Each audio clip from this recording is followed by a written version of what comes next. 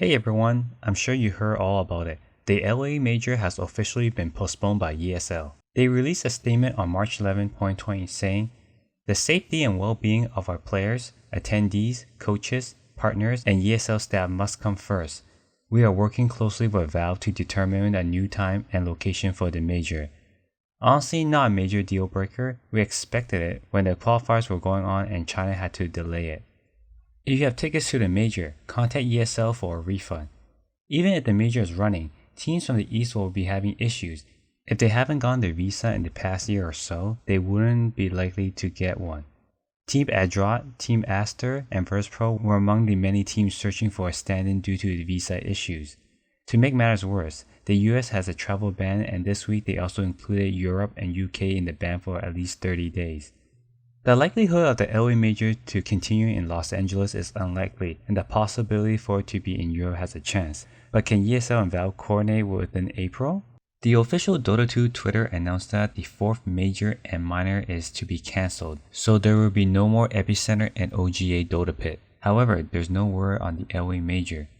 ESL might have to rework their ESL One Birmingham in May to become the rescheduled major and remove the invited teams. We just have to wait to see. Dota, like other sports, will have to work around, but unlike other sports, I don't think Valve will be considering cancelling the season or skipping this year's The International in August.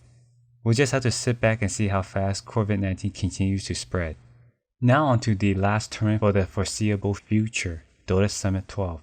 It features 3 major teams, Evil Geniuses, Fnatic, and Thunder Predator, and 3 non-major teams, Cloud9, Team Liquid, and OGC.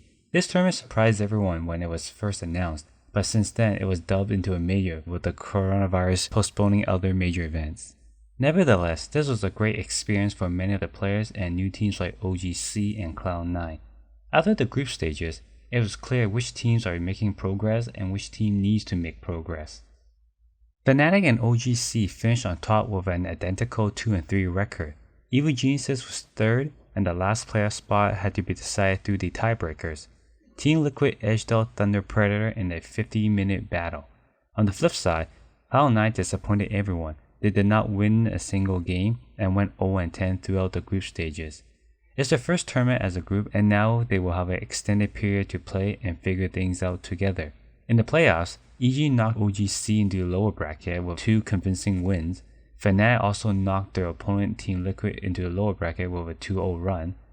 This leaves the 2 remaining major teams in the upper bracket finals.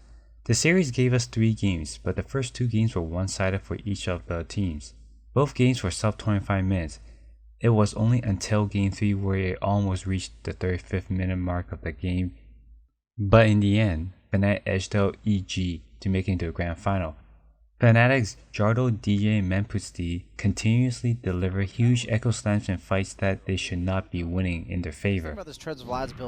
He goes in, that's going to be a double chrono, and it's on the Oracle as well. The Snapfire wants to burst him down, so he can't get the ulti. Do they? Gets the mech off, can't get the ulti. Yule's into the air. Snapfire still hitting him, but ice.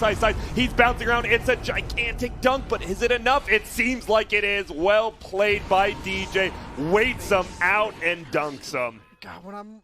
In the lower bracket, OGC started to make their run. They defeated Team Liquid 2-0 and had a rematch against EG in the next round. They pushed EG to their limits and simply outplayed them to win the series 2-1 in Game 3. Following the series, Johan Notail Sunstein tweeted and said, "Little C's turning into beastly fly eaters."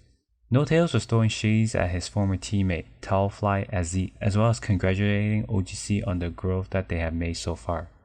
Unfortunately, that's about to stop. Fnatic waited all day and they were prepared to take on OGC. It was one of the most dominating grand finals from the past year. Fnatic swept the European team 3-0. Game 1 was 17 minutes, Game 2 was 25 minutes, and Game 3 was promising to all the fans. It was a 50-minute grudge match between the two, and Fnatic once again came out on top with great calls and positioning. They have it, Chessie. Oh no, guy. Enchantress is inside. Tries to get it with the Hurricane Pike. He's going to BKB, run away. Tier 4 towers getting sieged down. Fnatic, they want to get as many kills as they can before this ends. Make them tap out. They won't, though.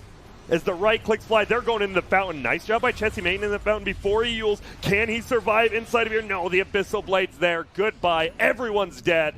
Tier 4 falling. throne falling. Good game, well played, called by the Morphling. Fnatic takes the victory, takes the tournament 3-0 in the grand finals. A masterclass performance by them. Honestly, all tournament, right? Both teams grew a lot from this tournament, but none other than Fnatic's carry player.